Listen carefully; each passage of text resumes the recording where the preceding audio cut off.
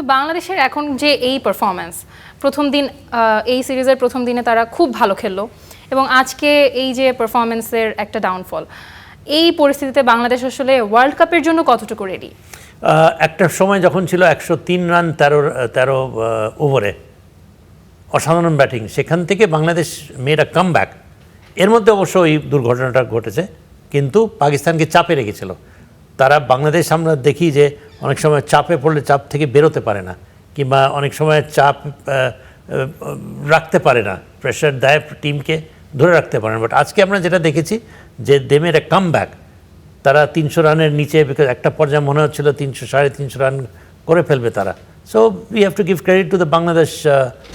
ভালো ফিল্ডিং করেছে, স্পিনার্সরা মোটামুটি ভালো বোলিং করেছে, এবং একটা পর্যায়ে পাকিস্তানি ব্যাটিংটাকে যে সামলে রাখতে পেরেছে মধ্যের ওভারে গিয়ে, আমার মনে হয় this is a good sign. So this is how you learn, try to cope up under pressure. I think যেটা আজকে দেখতে পেরেছি যে একটা পর্যায়ে গিয়ে they could manage and play under pressure. Ishtiaq ভাই, আপনার কি মনে হয় বাংলাদেশ যদি ওয়ার্ল্ড কাপ, টি-20 ওয়ার্ল্ড কাপ যেটা মাত্র শেষ হলো, এই টি-20 ওয়ার্ল্ড কাপে খেলার সুযোগ যদি বাংলাদেশ পেত, এত কেওসের মধ্যে এত কেওস যদি না হতো, তাহলে কি বাংলাদেশের আজকের পারফরমেন্স এর থেকে বেটার হতো? সেটা বলা মুশকিল, because that is another format. সেখানে আমাদের কিছু এক্সাইটিং প্লেয়ার্স রয়েছে, এবং টি-20তে আমরা বেশ কিছু সিরিজ আমরা জিতেছি।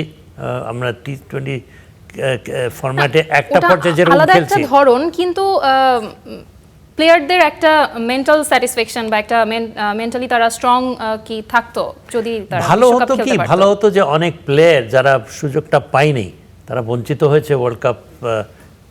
কে না চায় ওয়ার্ল্ড কাপ খেলতে? ওয়ার্ল্ড কাপ তো একটা প্লেয়ারের ড্রিম। তো সেখানে অনেক প্লেয়ার বঞ্চিত হয়েছে, and I think any player will try to do the best.